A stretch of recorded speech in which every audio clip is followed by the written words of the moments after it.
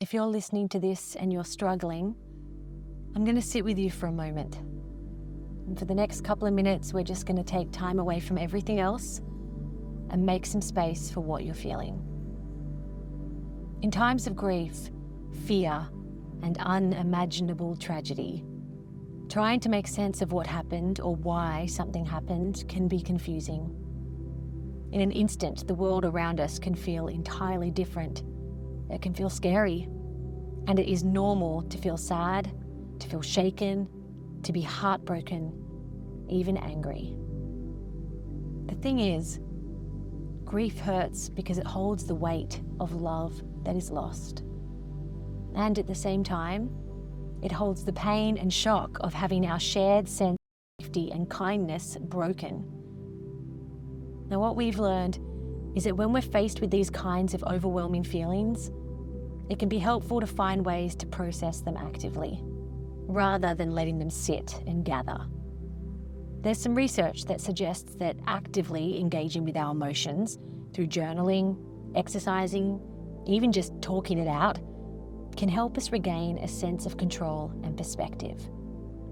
So, one thing that we could do is focus on what you can control. For example, you might want to consider limiting your exposure to the news for a while. Not to pretend it isn't happening, but to give your brain and your heart a break and focus instead on activities that bring you peace and, if possible, joy. Now, I know it sounds simplistic, but taking small steps to protect our mental space can really make a big difference. Similarly, connecting with others who are feeling the same can be really useful too. Talk with friends, talk with family who are also affected, or others who understand what you're going through.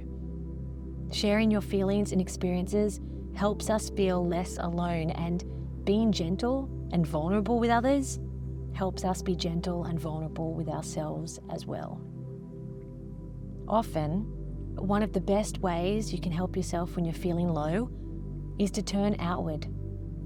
When we serve, when we celebrate others' wins, when we choose to spread joy and love, we not only lift those others up, but in the same breath, we begin to lift ourselves up too.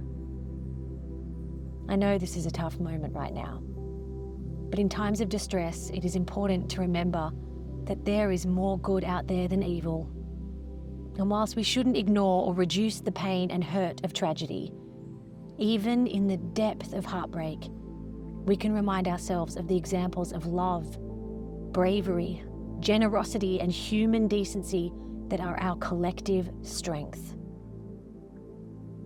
Right now, all you can do is breathe. You are exactly right to feel not, but you will get through this. You are loved. You are safe. Go softly.